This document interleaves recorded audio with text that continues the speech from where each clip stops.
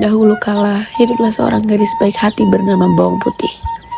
Beberapa bulan berlalu setelah kepergian ibu Bawang Putih masih sering duduk sendirian di beranda rumah, menatap langit dan raut wajah yang sedih. Ayah memperhatikan dari kejauhan, lalu mendekat dan duduk di sampingnya. Nak, bagaimana perasaanmu sekarang, nak? Aku masih rindu ibu, ayah. Rasanya seperti kemarin ibu masih ada di sini. Ayah juga merasakan hal yang sama. Setiap hari, ayah berharap ibumu masih ada di sini. Tapi kita harus terus menjalani hidup, nak. Tapi ayah, aku takut. Bagaimana kalau aku tidak bisa kuat tanpanya? Kau lebih kuat dari yang kau kira, nak. Ayah tahu itu. Kenapa ayah bicara seperti itu? Ayah berpikir untuk menikahkan juga. Apa? Ayah tidak ingin kamu merasa sendirian. Tapi ayah, ibu baru itu tidak akan sama seperti ibu. Tidak ada yang bisa menggantikan ibumu, nak. Ayah tahu itu. Ya sudah, kalau memang ibu itu keputusan ayah, aku akan terima. Terima kasih, nak. Beberapa hari kemudian, ayah Bawang Putih dan Bawang Putih menyambut calon ibu tirinya dan anaknya. Seorang wanita dengan pakaian mewah dan seorang gadis sebaya Bawang Putih sudah menunggu di beranda rumahnya.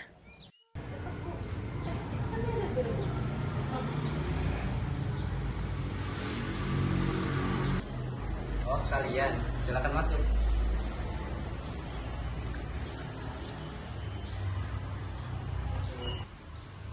Putih, sini, nak. Ada apa ayah? Nak, perkenalkan, ini Nyonya Suri, calon ibu baru. Dan ini anaknya, Merah, calon saudara. Wah, jadi ini bawang putih. Anaknya manis sekali. Hai Bang Putih, ayahmu sudah banyak bercerita tentangmu. Nah, jangan tegang. Kita akan menjadi keluarga. Kau bisa memanggilku ibu. Ya iya.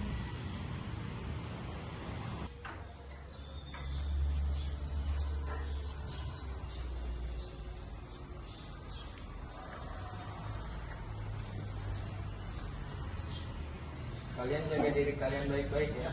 Ayah pergi dulu. Iya. Beberapa minggu setelah kepindahan Bawang Putih, perlakuan ibu tiri dan Bawang Merah mulai berubah. Awalnya mereka bersikap ramah, tetapi perlahan sikap mereka menjadi kasar dan tidak adil. Putih, putih. Bunda, ada apa ibu? Lama banget sih kamu, dari mana aja kamu? Bersihkan meja ini sekarang dan sapu halaman depan.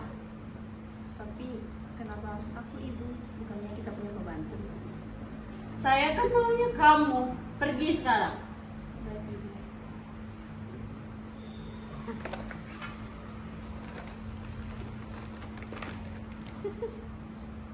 Suatu sore, Bawang Merah datang dengan wajah cemberut, sambil membawa sepotong kain yang robek. Ibu, lihat ini. Baju kesayanganku robek.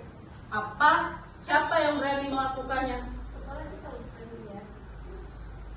Bukan aku bahkan tidak menyentuh bajumu kak. Berani sekali kau berbohong. Kau memang anak tidak tahu diri. Aku tidak melakukannya, aku bersumpah ibu.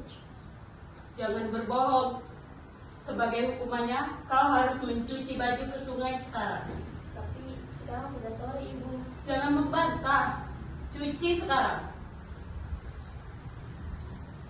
Dengan hati yang sedih dan tubuh yang lelah, Bawang Putih akhirnya membawa setumpuk pakaian ke sungai untuk dicuci. Meskipun matahari sudah mulai terbenam, ia berjalan perlahan, menggenggam pakaian dengan tangan yang gemetar.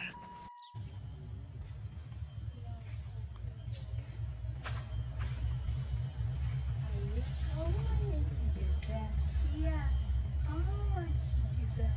Iya, iya kita kesana bareng-bareng. Ayo.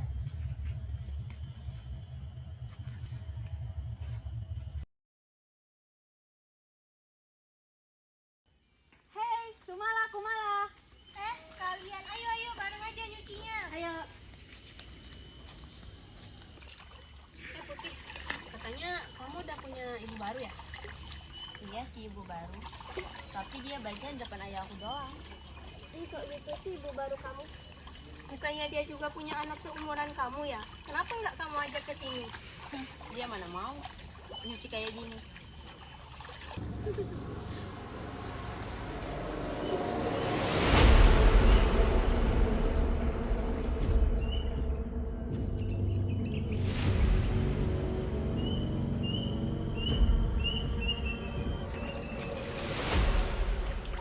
Kalian lihat nggak selendang merah punya ibuku? Hah? Selendang merah? Aduh, gimana ya? Nanti aku kena marah ibu. Aduh, gimana? Mana kita mau pulang? Iya, Kita nggak bisa deh bantu kamu. Putih, kami duluan ya. Iya, udah sore. Nanti kami kena marah kalau kemalaman. Kamu nggak apa-apa sendirian? Aku nggak bisa pulang sekarang. Nanti aku kena marah ibu. Aku mau cari dulu. Oh, ya udah kami duluan ya. Iya. Iya.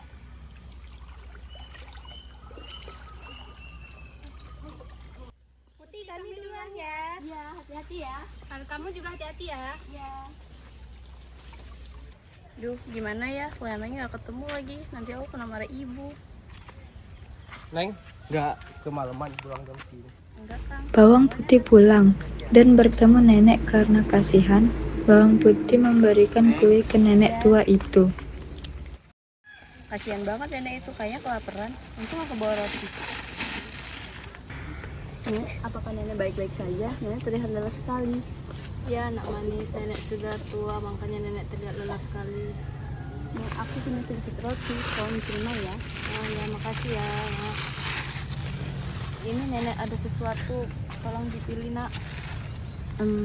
Aku mau yang kecil saja, Nek. Itu sudah cukup untukku. Oh ya. Ini ya, mohon diambil ya. Terima kasih, Nek. Tolong jaga dia baik-baik ya. Dia akan membantumu. Iya, Nek. Bawang putih melanjutkan perjalanan pulang ke rumah. Dalam perjalanan, dia memegang labu yang diberikan nenek tua itu dengan hati-hati. Walaupun masih bingung dengan kejadian tersebut, dia merasa sedikit lebih baik karena kebaikan yang telah ia lakukan. Mau kemana, Dek? Mau pulang ke rumah? Oh, ya.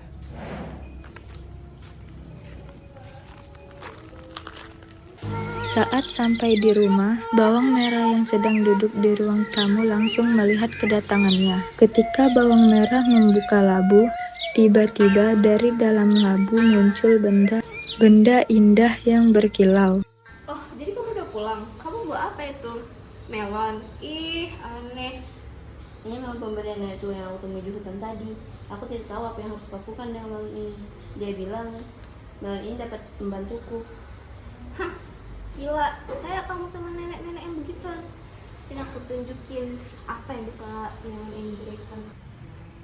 Ah, kok bisa? Uang, perhiasan, bagaimana bisa? Apa yang terjadi? Kenapa isi buaya seperti ini? Aku tidak mengerti. Ibu, lihat ini, Bu. Ada apa, Nak? Siapa yang punya ini? Putih yang punya, Bu. Kau mendapatkan ini semua dari mana? Dari nenek tua itu. Aku saja. Jangan, ini dari nenek tua itu. Dia sudah memberikannya padaku. Berikanlah kepada Putih, tapi kau harus memberitahu kepada kami di mana nenek itu berada. Bawang merah tiba di tempat yang sama di mana bawang putih sebelumnya bertemu dengan nenek tua. Ia melihat sebuah gubuk kecil yang tersembunyi di antara pepohonan. Dan di sana ia melihat nenek tua itu sedang duduk di kursi kayu. Itu enggak sih, Nak? Nenek yang kemarin itu. Oh iya, Bu, Ibu. Ayo.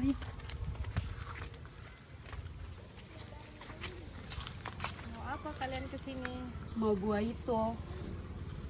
Mau yang mana? Buat apa? Kami mau yang besar. Kalian yakin mau yang ini? Iya, kami mau yang paling besar. Karena ini akan memberikan apa yang ada di hati kalian. Iya, kan? Iya, kami ya.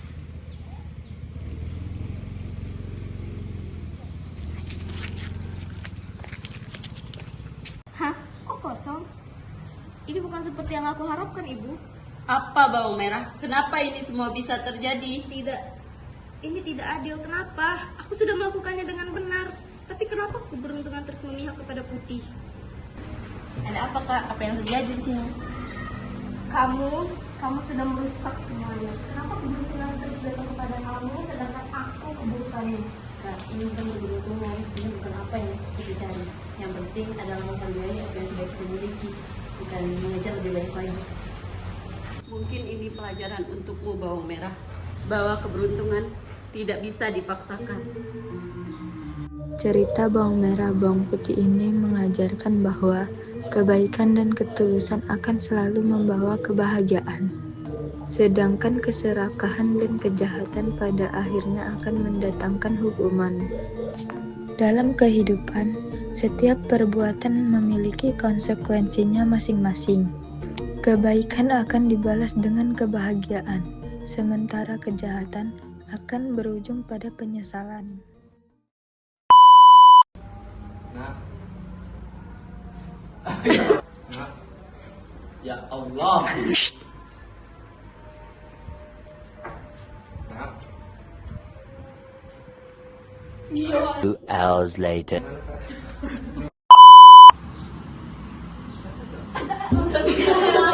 Putih, anaknya manis.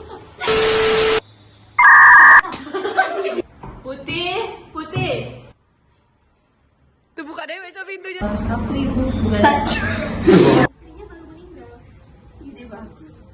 One eternity later.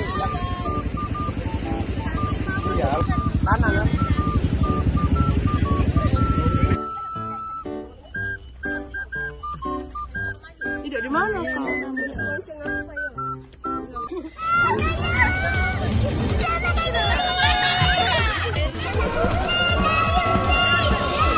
Meanwhile. Ngomong jangan. La ilaha illallah. Sudah aku baik.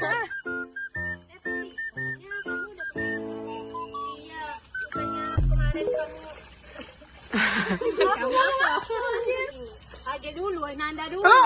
Ya sih terus. Dah ya Allah. Udah. Dalam. Kan, kiri. Oh iya. Aduh, Kau menjadi Ada apa?